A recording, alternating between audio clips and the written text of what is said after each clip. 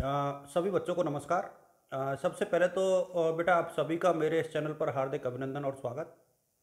और जो बच्चे नए हैं उनको मैं अपना परिचय दे दूं। माई सेल्फ धर्म Singh Meena, assistant professor economics, और राजकीय कला कन्या महाविद्यालय कोटा में मैं पोस्टेड हूं। और ये जो वीडियो है ना, वो मैं कोटा विश्वविद्यालय की जो परीक्षाएं हैं उससे संबंधित जो अब तक की अपडेट्स हैं उसके ऊपर, और आपकी मुख्य परीक्षा के ऊपर। इसके अतिरिक्त मैं आपको बता दूं कि इस वीडियो में हम लोग स्कॉलरशिप के ऊपर भी डिस्कस करेंगे। आपकी कौन कौन सी स्कॉलरशिप्स के फॉर्म की क्या लास्ट डेट है, इनकी हार्ड कॉपी जमा होगी या नहीं होगी। तो ये एक जॉइंट वीडियो मैंने बनाया है जहां हम लोग एग्जाम प्लस स्कॉलरशिप दोनों के ऊपर चर्चा करेंगे। और ये संयुक्त वीडियो होगा जहां हम लोग आपकी मार्कशीट, रिवोल्यूशन की मार्कशीट और इसके अलावा सप्लीमेंट्री के रिजल्ट्स, इन सारी बातों के ऊपर मिलकर के चर्चा करेंगे। और संभवतः एक बहुत महत्वपूर्ण सा वीडियो बनने वाला है। और मैं चाहूँगा कि आप लोग जो नए विद्यार्थी हैं वो भी जुड़े, आप लोग चैनल को सब्सक्राइब करें। और इसके अतिरिक्त मैं चाहूँगा कि जो स्टूडेंट्स बहुत ज़्यादा खबरों से वंचित रहते हैं वो लोग एक बार व्हाट्सएप और टेलीग्राम के माध्यम से मेरे साथ जुड़ जाएं। डिस्क्रिप्शन में लिंक जो है मैंने शेयर किए हुए हैं, वहाँ से आप लोग खुद को ऐड कर लें तो आपको लगभग सारी सूचनाएं मेरे माध्यम से मिल जाएंगी। और इसके अतिरिक्त मैं एक चीज़ और बता दूं, हालांकि मैं ऑफिशियल सूचनाएं देने का प्रयास करता हूं, आधिकारिक होती है, काफ़ी हद तक अनुभव के ऊपर होती है। चूँकि इस फील्ड से जुड़ा हुआ आदमी हूं तो मोस्टली जो चीज़ें मैं आप लोगों के साथ चर्चा में शामिल करता हूं वो बातें होती हैं जो वास्तव में घटित होती हैं। आगे चल करके एक पूर्वानुमान होता है जो लगभग ठीक ठाक बैठता है। तो हम लोग चर्चा शुरू करें।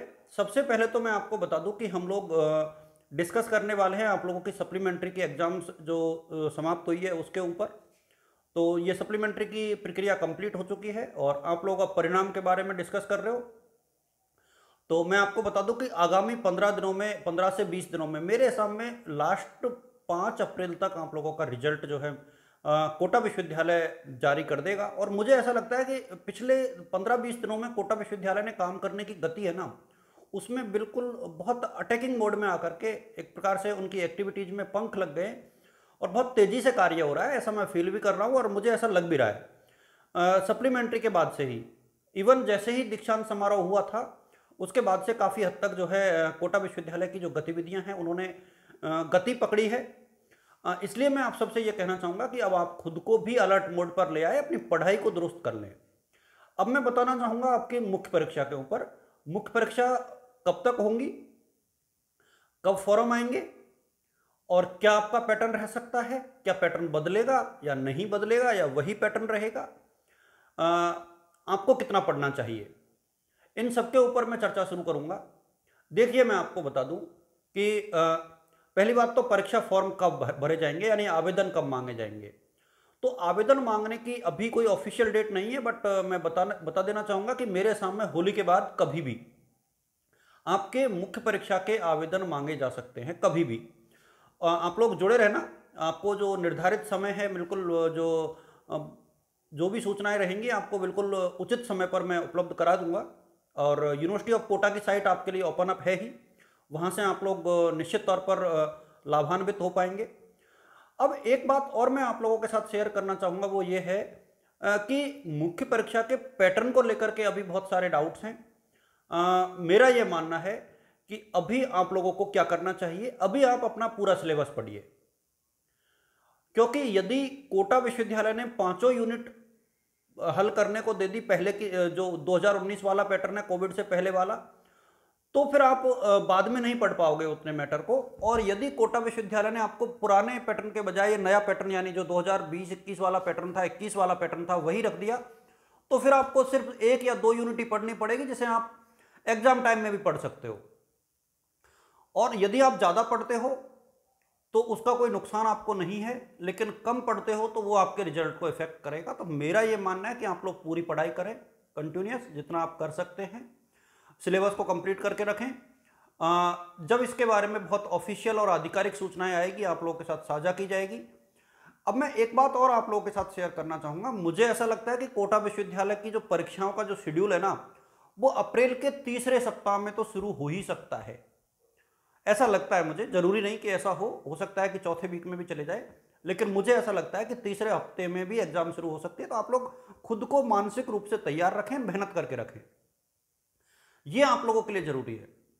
अब एक बात और इसी में मैं ऐड ऑन करना चाहूंगा कि अब जो स्कॉलरशिप्स वाली बात है ना, उसके ऊपर भी थोड़ी सी चर्चा कर लेते हैं।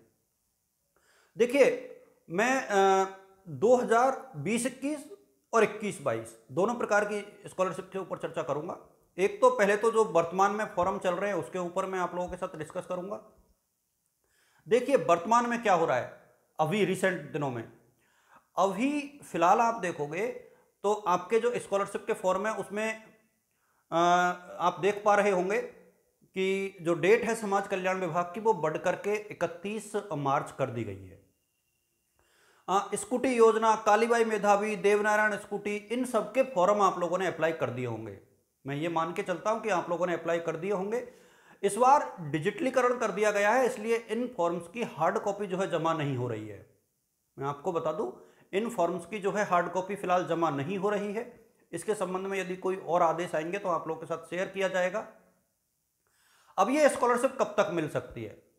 अच्छा, एक चीज और, जो बच्चों के ऑब्जेक्शन आ रहा है मार्कशीट से रिलेटेड या एग्जाम फॉर्म से रिलेटेड, मैं उनको बता दूं कि बहुत जल्दी एग्जाम फॉर्म भी भरने में आएंगे, और इसके अतिरिक्त जो है आप लोगों की जो मार्कशीट है वो भी अगले वीक में आ जाएगी, होली के ठीक बाद में। तो आप लोग परेशान ना हो, वो भी प्रक्रिया पूरी हो जाएगी। आप लोग जो है आराम से अपने जो स्कॉलरशिप्स के ऑब्जेक्शन है उसे दूर करवा पाओगे, तो परेशान नहीं हो आप लोग।